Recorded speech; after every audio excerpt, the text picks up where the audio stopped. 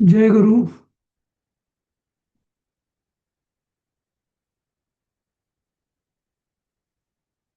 येतंय का?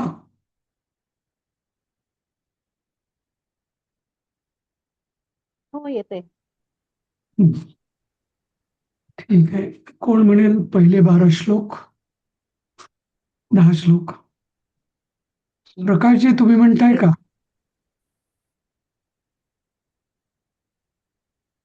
प्रयत्न करतो. बघा म्हणजे जास्त हे असेल तर नाही म्हटलं तरी चालतील तसं तसे.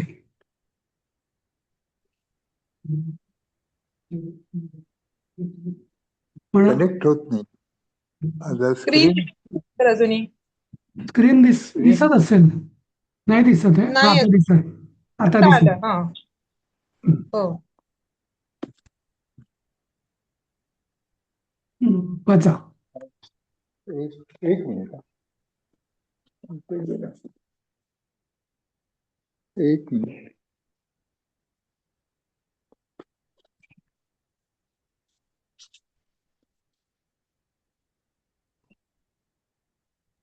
तर 12वा अध्याय आहे ना? 12 हा. ना. हो सॉरी सॉरी. बरोबर 12वा म्हणायचं आपल्याला आधी. हा बरोबर. एवं सततयुक्ताये भक्ता स्वाम पर्युपासते एचाप्यक्षरमव्यक्तं तेषां के योगवित्तमाः. बघा. त्याच्या स्क्रीनवर मया वैश्य मनो ये मां नित्ययुक्ता उपासते श्रद्धया पर्योपेतास्ते मे युक्ततमा मताः एत्वक्षरमनिर्देश्यमव्यक्तं पर्युपासते सर्वत्र गमचिन्त्यं च कूटस्थमचलं ध्रुवं सन्नियमेन्द्रियग्रामं सर्वत्र समबुद्धयः ते प्राप्नुवन्ति मामेव सर्वभूतहिते रताः क्लेशोऽधिकतस्तेषां व्यक्तासक्तचेतसाम् अव्यक्ता हि गतिर्दुःखं देहवद्भिरवाप्यते एतु सर्वाणि कर्माणि मयि सन्न्यस्य मत्पराः अनन्येनैव योगेन मां ध्यायन्त उपासते तेषामहं समुद्धर्ता मृत्युसंसारसागरात् भवामि न चिरात् पार्थ मय्यावेश्यति चेतसाम् मय्येव मन आदस्व मयि बुद्धिं निवेशय निवसि निवसिष्यसि मय्येव अत ऊर्ध्वं न संशय अभ्यासे अभ्यासेऽप्यसमर्थोऽसि अथ अथ अथ मत्पर् चित्तम. अथ चित्तम वरची. सॉरी अथ चित्तं समाधातुं न शक्नोषि मयि स्थिरम् अभ्यासयोगेन ततो मामिच्छाप्तुं धनञ्जय अभ्यासेऽप्यसमर्थोऽसि मत्कर्म परमो भव मदर्थमपि कर्माणि कुर्वन् सिद्धिमवाप्स्यसि. हा पुढे. अश्विनी तू म्हण पुढचं. हो. अथैद अथै अथैतदप्यशक्तोऽसि कर्तुं मद्योगमाश्रितः फलत्यागं ततः कुरु यतात्मवान् श्रेयो हि ज्ञानमभ्यासाज् ज्ञानात् ध्यानं विशिष्यते ध्यानात् त्यागात् शान्तिरनन्तरम् अद्वेष्टा सर्वभूतानां मैत्रः करुण एव च निर्ममो निरहङ्कारः सुखक्षमी सन्तुष्टः सततं योगी यतात्मा दृढनिश्चयः मय्यर्पित मनोबुद्धिर् यो मद्भक्तस्य मे प्रियः यस्मान्नो द्विजते लोको लोकान्नो द्विजते च यः हर्षामर्षभो हर्षामर्षभयो द्वेगैर्मुक्तो यस्य च मे प्रियः अनपेक्षस् अनपेक्षस् अनपेक्षश न अनपेक्षश शुचिर्दक्ष उदासीनो गतव्यथः सर्वारंभ परित्यागी यो मद्भक्तः स मे प्रियः यो न रुष्यति न द्वेष्टि न शोचति न काङ्क्षति शुभाशुभपरित्यागी भक्तिमान्यः स मे प्रियः समशत्रौ च मित्रे च तथा मानापमानयोः शीतोष्ण सुखदुःखेषु समसंगविवर्जितः तुल्यनिन्दास्तुतिर्मौनी सन्तुष्टो येन केनचित् अनिकेतः स्थिरमतिर्भक्तिमान् मे प्रियो नरः ये तु धर्मामृतमिदं यथोक्तं पर्युपासते श्रद्धाना मत्परमा भक्तास्तेतीव मे प्रियः. एवढंच वाचायचं ना सर. ओम तत्सदिती श्री भगवान हा पुढचं वाचू हे ओम ओम तत्सदिती श्रीमद भगवद्गीता उपनिषत्सु ब्रह्मविद्यायां योगशास्त्रे श्रीकृष्णार्जुन संवादे भक्तियोगो नाम द्वादशोऽध्यायः समाप्तः. काय बोलायचं पुढे? ओम श्री कृष्णार्पणमस्तु. ओम तत्सत् ब्रह्मार्पणमस्तु. श्रीकृष्ण. ठीक आहे. 15व्या अध्यायाचे पहिले 10 श्लोक कोण म्हणते? सुखदा. हो सर म्हणते. थोडं स्क्रोल करता का सर? हा. ओम श्री परमात्मने नमः. अथ पंचदशोऽध्यायः. श्रीभगवानुवाच ऊर्ध्वमूलम् अधः शाखमश्वत्थं प्राहुरव्ययम् छन्दांसि यस्य पर्णानि यस्तं वेद स वेदवित् अधश्चोर्ध्वं प्रसृता तस्य शाखा गुणप्रवृद्धा विषयप्रवालाः अधश्च मूलान्यनुसन्ततानि कर्मानुबन्धिनी मनुष्यलोके न रूपमस्येह तथोपलभ्यते नान्तो न चादिर्न न च सम्प्रतिष्ठा अश्वत्थमेनं सुविरूढमूलम् मसङ्गशस्त्रेण दृढेन चित्वा ततः पदं तत्परिमार्गितव्यं यस्मिन् गता न निवर्तन्ति भूयः तमेव चाद्यं पुरुषं प्रपद्ये यतः प्रवृत्ति प्रसृता पुराणी निर्मानमोहाजितसङ्गदोषा अध्यात्मनित्या विनिवृत्तकामाः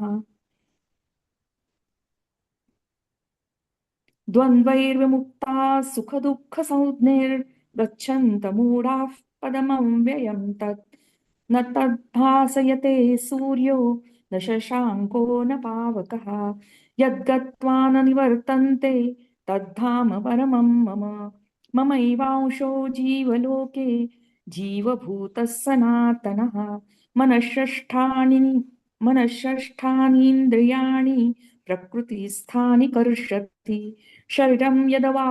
शरीरं यदवाप्नोति यच्चाप्युत्क्रामतीश्वरः गृहीत्वैतानि संयाति वायुर्गन्धनिवाशयात् श्रोत्रं चक्षुस्पर्शनं च रसनं घ्राणमेव च अधिष्ठाय मनश्चायं विषयानुपसेवते उत्क्रामन्तं स्थितं वापि भुञ्जानं वा गुणान्वितं विमूढानानुपश्यन्ति पश्यन्ति ज्ञानचक्षुषः. जय गुरु. तुमचं कोण म्हणतंय? देवी म्हणते. मी प्रयत्न हा. करते. म्हण. यतन्तो योगिनश्चैनं पश्यन्त्यां व्यवस्थितं यतन्तोऽप्यकृतात्मानो नयनं पश्यन्त चेतसः यदा यदादित्यगन्तं तेजो जगद्भासयतेऽखिलम् यच्चन्द्रमसि यच्चाग्नौ तत्तेजो विद्धि मामकम् गमाविश्य च भूतानि धारयाम्यहं मोजसा पुष्णामि चौदसी सर्वास् सोमो भूत्वा रसात्मकः अहं वैश्वनरो भूत्वा प्राणिनां देहमाश्रितः प्राणपानामसमायुक्तः पञ्चाम्यन्नं चतुर्विधम् सर्वस्य चाहं हृदि सन्निविष्टो मत्स्मृती. सर हे कसं म्हणायचं? सर्वस्य चाहं हृदि सन्निविष्टो मत्तस्मृतिर्ज्ञानमपोहनं च. सर्वस्य चाहं हृदि सन्निविष्टो मत्सर्मृतिज्ञानमहो मत्तस्मृतिर् असं म्हणायचं. मत्तस्मृतिज्ञानमपोहनं च वेदैश्च सर्वैरहमेव वेद्यो वेदान्तकृत् वेदविद्येव चाहम् द्वाविमौ पुरुषौ लोके क्षरक्षाक्षर एव च क्षरः सर्वाणि भूतानि कूटस्थोऽक्षर उच्यते. उत्तमः पुरुष सर हे येत नाहीये. उत्तम पुरुषस्त्वन्यः परमात्मे त्यदाहृतः यो लोकत्रयमाविश्य बिभर्त्यव्यय ईश्वरः यस्मात्क्षरमतीतोह मक्षराधिपती चोत्तमः. तर जरा वर करा.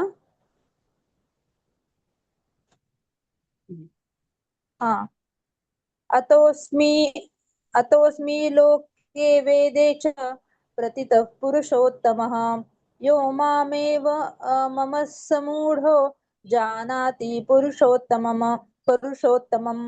स सर्वाविद् भजति मां सर्वभावेन भारत इति गुह्यतमं शास्त्र मिदयुक्तं मया नघ एतद् बुद्ध्या बुद्धिमान् स्यात् कृतकृतश्च भारत. ओम तत्सदिति श्रीभगवद्गीतासु उपनिषत्सु ब्रह्मविद्यायां योगशास्त्रे कृष्णार्जुनसंवादे पुरुषोत्तमयोगो नाम 15. जरा सगळ्यांनीच म्हणजे थोडस कानामात्रांकडे ना गंधाचं पण गंध म्हणतो वगैरे तसं थोडस लक्ष द्यायला पाहिजे ना. म्हणजे डोळ्यात तेल घालून बघायला पाहिजे. जोपर्यंत तोंडात बसत नाही तोपर्यंत. हो सर. हो सर. धन्यवाद. ठीक आहे. मग आता 15व्या अध्यायातला अर्थ पुढचा बघूया आपण.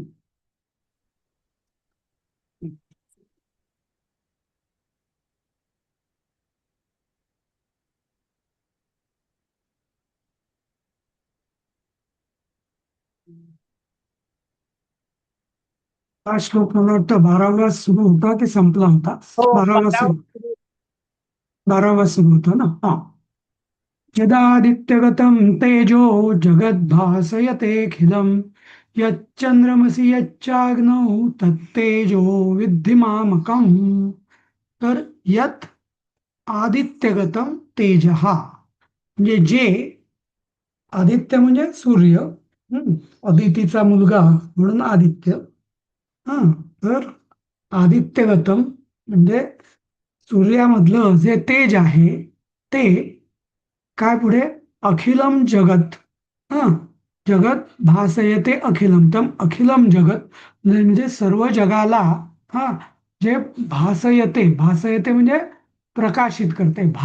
भाती म्हणजे प्रकाश देणारा. हम्म. तर म्हणूनच त्याच्यावरून सूर्याचं दुसरं नाव भास्कर आहे. भास्कर म्हणजे जो प्रकाश देतो तो भास्कर असं. हम्म. तर अखिलम जगात भासयते म्हणजे सर्व जगाला जे तेज प्रकाशित करते. कोण प्रकाशित करतो? तर त्या आदित्यामधलं जे तेज आहे ते सगळ्या जगाला प्रकाशित करतं. तसंच यत जे चंद्रमसी म्हणजे जे चंद्रातलं हम्म, चंद्रम असी चंद्रात आहे ते, आणि यच्च अग्नम आणि जे अग्नीमध्ये आहे ते, तत्तेज ते तेज मामकम. मामकम म्हणजे माझेच आहे असं. तर इथे ना संस्कृतमध्ये दोन आहे असते, एक मामकम आणि मम. तो मम असं पण म्हणू शकला असता. हा, पण जिथं म्हणजे काय अगदी मालकी हक्क असतो ना थोडासा, तिथे मामकम हा शब्द वापरला जातो. जसं पहिल्या पहिल्या अध्यायात पण पांडवा मामकम असं धृतराष्ट्र म्हणतो, माझी कुठे आहेत मुलं, कोण कोण आहेत ते सांग असं, नाही का? तर मामकम म्हणजे माझेच, म्हणजे पूर्ण ते माझेच आहेत, त्याच्यावर अजून कोणी नाही असं. हा, तर त्याचा अर्थ काय? तर च लावायचं असेल सर, च लावायचं असेल तर कम लावतात का मामकमला? नाही नाही नाही, असं कम असं नाही. ही एक कसं त्याला काय म्हणतात, फ्रेज आहे. मम नुसतं म्हणजे माझं, आणि मामकम म्हणजे माझं स्वामित्व आहे. नुसतं असं हे माझ्या हातात आहे असं नाही, तर माझंच आहे, माझ्याशिवाय दुसरं कोणाचंच नाहीये हे तेज असं. जसं धृतराष्ट्र म्हणतो की मामका मालकी हक्क. पांडवाश्च मामका पांडवाश्चैव, असं तो संजयाला विचारतो ना. तर तसं मामका म्हणजे माझी माझी म्हणजे ती माझीच मुलं आहेत. धृतराष्ट्र म्हणजे त्याचं काय त्याला म्हणतं, आसक्ती एवढी होती की माझी मुलं आणि पांडवांची मुलं असं, माझी असं आसक्ती. तर तसं इथं कृष्ण आसक्तीने नाही म्हणत आहे. तो कृष्ण इथं जे मुख्य सत्य आहे ते सांगतो की हे परमात्म्याचंच आहे, हे सगळं तेज आहे, हे माझ्याशिवाय इतर कुणाचं, म्हणजे की सूर्याकडे स्वतःहून निर्माण नाही झालं तेज. जसं आपल्या पॉवर प्लांटमध्ये तेज असतं किंवा इलेक्ट्रिसिटी असते, पण ती इलेक्ट्रिसिटी कुठली असते तसं बघितलं तर त्याला जे इंधन मिळतं, कोळसा म्हणा, पाण्याचं किंवा काय म्हणजे गॅस म्हणा, ऑइल म्हणा, तर त्याच्यात असते ती एनर्जी. पॉवर प्लॅन्टची स्वतःची असते का? नाही. पण इथं जेव्हा कृष्ण म्हणतोय की त्यातलं जे तेज आहे ते माझंच आहे, माझंच आहे म्हणजे म्हणजे सगळा पुरवठा, त्याचा स्रोत मीच आहे. आदित्याला जे तेज मिळालंय, चंद्राला जे तेज मिळालंय, अग्नीला जे तेज आहे ते माझंच आहे. तर म्हणजे आता हे असे त्यांनी मोठमोठी म्हणजे जगातली चिरंतन आणि सगळ्यात मोठी उदाहरणं घेतली. म्हणजे असं उद्या तो असंही म्हणू शकला असतं की चुलीतलं तेज किंवा स्टोव मधलं तेज किंवा इलेक्ट्रिसिटी, म्हणजे उदाहरणार्थ. पण ही जगात कुठूनही सगळ्यांना अनुभवायला येतात, नाही का? सूर्य, चंद्र आणि अग्नी, तर हे तीन तेजाचे मुख्य स्रोत आहेत, नाही का? ही एक गंमत आहे बघा. हे तेजाचे वेगवेगळे स्रोत कसे आहेत की सूर्यामध्ये पण ऊर्जा आहे, पण त्या ऊर्जेचं मुख्य रूपांतर कशात असतं? प्रकाशात, बरोबर. नंतर अग्नीमध्ये पण ऊर्जा आहे, पण त्या ऊर्जेचा मुख्य उपयोग, डायरेक्ट बेनिफिट कशात असतो? तर उष्णतेमध्ये, हीट, नाही का? जसं सूर्याचा मुख्य उपयोग हा प्रकाश, लाईट. अग्नीचा मुख्य उपयोग हा त्याचं म्हणजे हीटमध्ये, नाही का, उष्णता. आणि आता चंद्राचं तेज आहे ते एक विशेष आहे. त्या तेजाचा विशेष असं आहे की ते म्हटलं तर ते तेज शीतल आहे. पण ते शीतल असल्यामुळे ते दाहक नाहीये. आणि असं म्हटलं जातं की सगळ्या ज्या वनस्पती असतात ना, त्याचं पोषण हे चंद्रप्रकाशाने होतं. तर म्हणून पुढे पण येईल असते. तर सगळ्या म्हणजे वनस्पतींना जो पोषण करणारा कोण आहे? चंद्र. आणि चंद्राचं जे तेज आहे त्यांनी सगळ्या वनस्पतींचं पोषण होतं. आता वनस्पती, पिकं वगैरे वगैरे सगळी आली त्याच्यात, औषधी पिकं वगैरे सगळे आल्या. हं. तर तर हे पोषक तत्व आहे. म्हणजे पोषक ऊर्जा, प्रकाश ऊर्जा आणि उष्ण ऊर्जा, अशा 3 प्रकारच्या ऊर्जा. त्या तिन्ही प्रकारच्या ऊर्जांमध्ये जे मुख्य तेज आहे की मुख्य ऊर्जेचा तो स्रोत आहे, तो मीच आहे. असं. आता असा एक प्रश्न येऊ शकतो की तसं तर ते जे चैतन्य आहे ते सगळ्यांमध्येच आहे ना, कमी अधिक प्रमाणात, नाही का? मग त्यांनी हीच 3 उदाहरणं का घेतली? कृष्णाने सूर्य, चंद्र आणि अग्नी ही तीन उदाहरणच काय घेतली? काय बाकीच्या वस्तूंमध्ये काही तेज नाहीये? जसं की उदाहरण लाकूड म्हणजे इंधन, किंवा तेल, किंवा अजूनही बाकी कुठल्या गोष्टी, नाही का? ह्याच्यात काय तेज नाही आहे का? तर म्हणजे शंकराचार्यांनी त्याचं स्पष्टीकरण असं दिलेलं आहे की म्हणजे याचं कारण असं की कधी आपण म्हणजे तेजाचा जो मुख्य स्रोत आहे ना, जिथं त्या तेजाचं अत्यंत प्रकर्षाने जाणवतं, ते उदाहरण दिलं की आपल्याला तो कन्सेप्ट पूर्ण कळतो. समजलं? जसं की जसं की आता आपण वेगवेगळ्या तीर्थक्षेत्रांना भेटी देतो, बरोबर? तर त्या तीर्थक्षेत्रांचं महत्व का? कारण तिथे हजारो, लाखो, कोट्यावधी लोक येऊन नतमस्तक होतात. म्हणजे त्यांची प्रार्थना, त्यांची श्रद्धा तिथे अर्पण होते. आणि सगळे एवढंच नव्हे तर मोठमोठे पुण्यात्मे, संत, ऋषीमुनी त्यांनी सुद्धा तिथं तप, पूजा, अर्चना, प्रार्थना केलेली असते. त्यामुळे त्या त्या क्षेत्रामध्ये त्या प्रार्थनेची शक्ती एकत्रित झालेली असते, नाही का? म्हणून आपण म्हणतो की तीर्थक्षेत्रांना जे दिव्यत्व आलेलं असतं ते का असतं?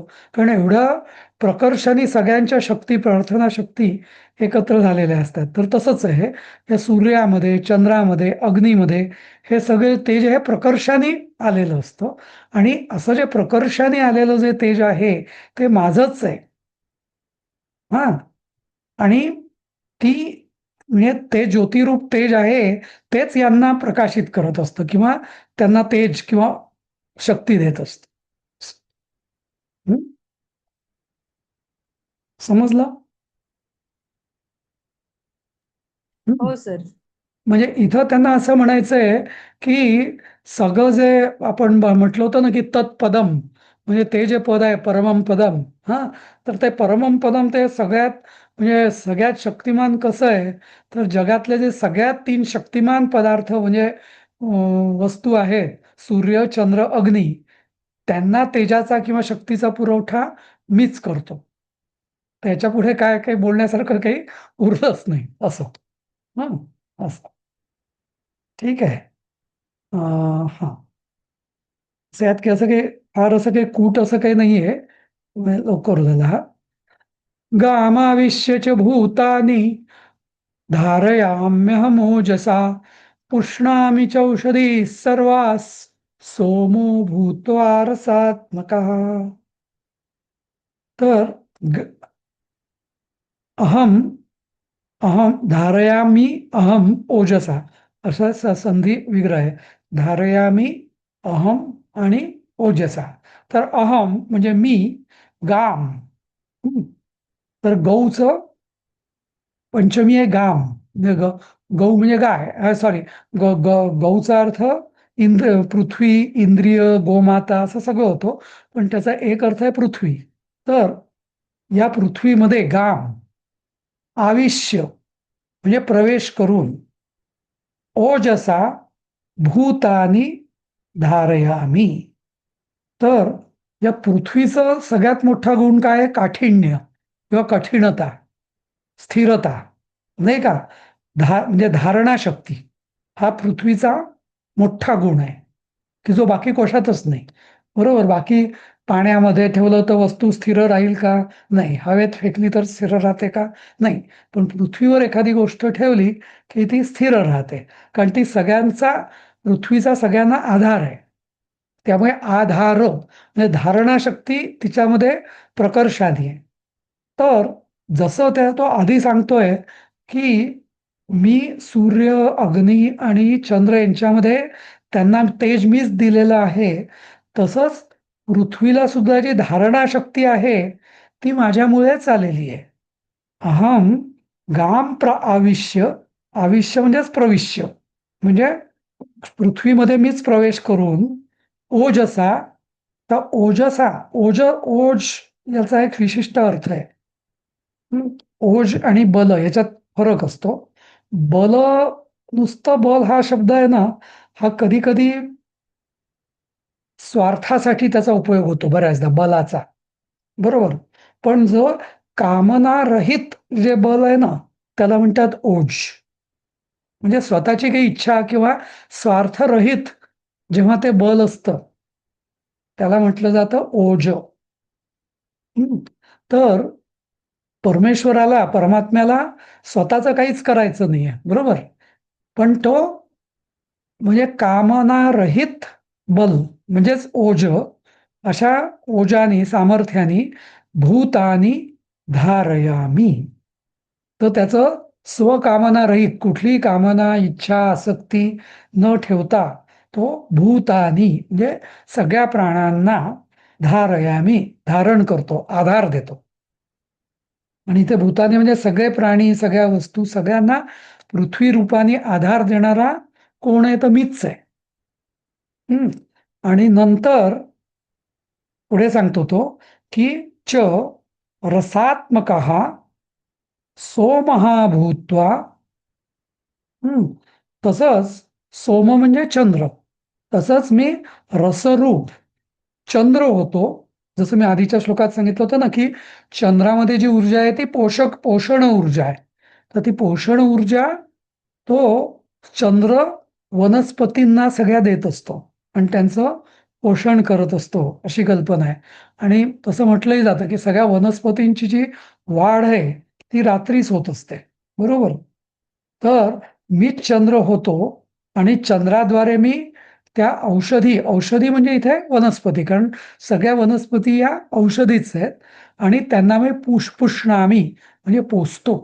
म्हणजे त्यांच्यामध्ये जो जीवन रस जो आहे तो चंद्राद्वारे मीच त्यांच्यात निर्माण करतो, त्यांना देतो. समजलं? सूर्यप्रकाश देतो, चंद्र रस देतो. रस म्हणजे पोषण रस, जीवन रस वनस्पतींना. समजलं? गामाविश्यच भूतानी धारयाम्यहमोजसा पुष्णामी म्हणजे पोषण करतो. पुष्पुष्यते म्हणजे पोषण करतो. कशाने? कोणाचं? औषधीही सगळ्या औषधींचं म्हणजे सगळ्या वनस्पतींचं मीच पोषण करतो. कसं?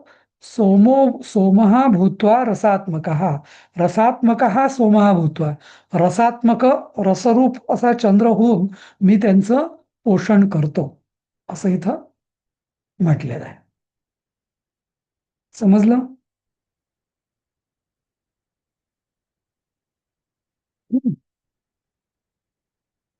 हो सर. अहं वैश्वानरो भूत्वा प्राणिनां देहमाश्रितः प्राणापानसमायुक्तः पचाम्यन्नं चतुर्विधम्. आता बघा, आधी आपण बघितलं कसे क्रमाक्रमाने एक एक श्लोक या सृष्टीचक्राचा कसा उलगडा करतायत बघा. आधी अगदी पहिल्या श्लोकांमध्ये त्यांनी सांगितलं की मनःषष्ठानी इंद्रियाणी प्रकृतीस्थानी कर्षती. सगळा जीव हा माझाच अंश आहे, तो माझा अंशच त्या इंद्रियांचं हे करतो आणि इंद्रियाद्वारे म्हणजे सगळ्या उत्क्रामंतम स्थितम वापी, सगळ्या जीवांमध्ये तेच इंद्रिय शक्ती त्या असतात. मग नंतर सगळ्या जगामध्ये जे मुख्य शक्तिमान सर्वशक्तिमान जे रूप आहेत शक्तीची किंवा तेजाची ऊर्जेची, ती सूर्य चंद्र आणि अग्नी ते मीच आहे. मग नंतर आता सगळे प्राणी मात्र प्रजा तर निर्माण केली, त्या प्रजांना धारण मीच करतो पृथ्वीद्वार वाटे पृथ्वीद्वारा. पृथ्वीला धारणाशक्ती मीच देतो आणि तिच्या द्वारे मी सगळ्या प्राण्यांना धारण करतो. नंतर सगळ्या वनस्पतींना, आणि वनस्पती हे सगळ्या प्राण्यांचं खाद्य आहे, नाही का? सगळ्या प्राण्यांचं म्हणजे मी वनस्पतींना जीवनरस देतो आणि पोषतो, आणि त्या वनस्पती नंतर प्राण्यांना पोसतात, नाही का? आपण जे दही, आपलं गहू भात सगळं खातो, नाही का? आणि त्याच वनस्पती गायींना, गुराढोरांना, ज्यांच्यापासून आपल्याला दूध मिळतं, जे मांसाहारी आहेत त्यांना मांस मिळतं. म्हणजे शेवटी इनडायरेक्टली सगळा जीवनरस जो आहे तो तो जो जीवनरस चंद्राद्वारे वनस्पतींद्वारे प्राण्यांमध्ये येतो, नाही का? असं. आणि मग पुढे काय होतं? अहम वैश्वानरो भूत्वा प्राणिनाम देहमाश्रितः प्राणापान समायुक्त पचाम्यन्नम चतुर्विधम. आणि मग मी, अहम म्हणजे मी, प्राणिनाम प्राण्यांच्या, हा, देहम प्राण्यांचा, देहम आश्रित. आता जसं तो पृथ्वीला आश्रय दिला त्यांनी, चंद्राला आश्रय दिला, सूर्याला आश्रय, सगळ्यांना तोच आश्रय देतोय. हा, त्यांची शक्ती जी आहे तोच आहे. आणि तसंच तो सगळ्या प्राण्यांना आश्रयात राहून, प्राण्यांना आश्रय देऊन किंवा प्राण्यांमध्ये आश्रय घेऊन वैश्वानरहा भूत्वा, वैश्वानरहा, म्हणजे जठराग्नी ज्याला आपण म्हणतो, जठराग्नी, की ज्याचं कार्य असतं पचन करणं. पचन करणे म्हणजे काय?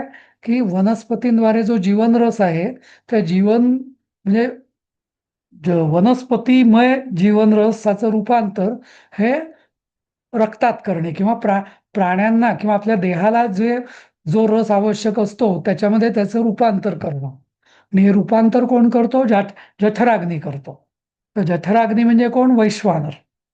हा, तर तो जठराग्नी मी होऊन, भूत्वा म्हणजे होऊन, प्राणापान समायुक्त, प्राण आणि अपान असे जे वायू, तो जेव्हा तो जीवनरस युक्त वनस्पती आणि सगळं जेव्हा आपण भक्षण करतो, सगळे प्राणी जेव्हा भक्षण करतात, तेव्हा त्यांच्यामध्ये प्राण आणि अपान, म्हणजे तर या दोन्ही वायू त्यांचं मिश्रण करून पोटामध्ये चतुर्विधम अन्नम पचामी.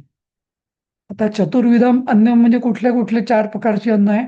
तर एक आहे भक्ष्य आणि भोज्य, म्हणजे जे चावून चावून खायचं असतं ते. नंतर पेय, हे पिण्याचं. आणि लेह्य म्हणजे चाखण्याचं. आणि चोष्य म्हणजे चोखण्याचं. अशी म्हणजे आपण जसं आंबा आपण चोखतो, चटणी चाखतो, रस किंवा ताक किंवा दूध आपण पितो, आणि बाकी भात पोळी जसं आपण खातो, तसे 4 प्रकारची जी अन्न आहेत: भक्ष्यभोज्य, पेय, लेह्य आणि चोष्य असे. तर असं 4 प्रकारचं अन्न म्हणजे चतुर्विधम हे मी पचवितो. म्हणजे थोडक्यात काय, की हे जे सृष्टीचक्र जे आहे, या सगळ्या सृष्टीचक्राला जी आवश्यक जी मशिनरी आणि ऊर्जा आहे, ती मी सगळीकडे मीच पुरवतोय. असं ते सांग, सूर्यापासून पुन्हा सांग. भज्य भोक्ष. हा, भक्ष्य आणि भोज्य. हा, हा, ते पुन्हा सांग. भक्ष्य भोज्य म्हणजे खायचं, म्हणजे चावून खाण्याचं. हा, हा. नंतर पेय हे पिण्याचं, काही गोष्टी आपण पितो, दूध, ताक, सरबत, रस वगैरे, नाही का? नंतर काही आपण चाखतो, नुसतं असं जास्त खाऊ नाही शकत, नुसतं चाखतो आपण. आणि हा, आणि चोष्य आणि चोखतो. चाखणे आणि चोखणं यात फरक आहे. जसं आंबा आता कोणी खातात, चोखतात की नाही माहिती नाही, पण बरीच फळं जी असतात ती नैसर्गिकरित्या अजूनही बाकीचे जे प्राणी आहेत ते चोखूनच खातात, नाही का? असं. तर असे, आणि हे 4 प्रकारचं, कारण काय ते, हा, तर अशा 4 प्रकारचे अन्न ग्रहण करण्याच्या या 4 पद्धती आहेत. तर अशा चतुर्विधम हम्म. अन्नम पचामी, या 4ही प्रकारचं अन्न मी पचवितो. आणि ही जी हा. पचन सर एक क्रिया जी शंका आहे, हा वैश्वानर हा जो शब्द आहे हा एक आहे का याच्या संधी आहे? नाही नाही, तसा तो संधी आहे वैश्वानर, म्हणजे सगळ्या विश्वाला विश्वचक्र चालवणारा तो मीच आहे असं वैश्वानर अग्नी. पण जसं मी बोललो ना, अग्नीची वेगवेगळी रूप आहे म्हणजे नाव आहे. जसं हा एक आहे पौवकहा, म्हणजे पावकहा, म्हणजे जो सगळ्यांना पवित्र करतो तो. जसं आपण म्हणतो ना की अग्नीत टाकलं की कुठलीही गोष्ट शुद्ध होते, पवित्र होते, नाही का? हो म्हणून जर हो, सीतेला अग्निपरीक्षा. हो. अग्निपरीक्षा तसं पावकहा. हम्म. नंतर एक जो अग्नी आहे तो दाहक आहे, म्हणजे जो नुसता जाळतो. नंतर हा वैश्वानर जो अग्नी आहे हा हा पण अग्नीच आहे, पण जठराग्नी. हा जठराग्नी. तर हा एका म्हणजे वनस्पती रसाचं रूपांतर तो प्राणी रसात करतो, म्हणजे आपल्या रक्तामध्ये म्हणा असं, नाही का? असं तर हाही ओके. अग्नीच हो आहे. हो. हा हा नंतर नंतर अजून जातवेदस. यज्ञ म्हणतात ना, यज्ञ याला. म्हणजे हो ना, म्हणून आपण म्हणतो जाणी यज्ञ जे म्हणतात ना. यज्ञकर्म. कारण हा. कुठल्याही यज्ञकर्माला अग्नी लागतो ना. तर हा आणि हम्म. हम्म तर आता इथं बघा कसं आहे, कशी गंमत आहे की जठराग्नी म्हणजे वैश्वानर अग्नी हा कोण? हाही परमात्माच. हा नंतर हा. त्याच्यामध्ये जी आपण आहुती देतो रसाची, म्हणजे हम्म. वनस्पतींना जो रस मिळाला, वनस्पतींचा जो रस, म्हणजे सगळ्या वनस्पती ज्या आपण भक्षण करतो त्या पण काय आहे? हा. परमात्म्याचंच रूप आहे, बरोबर?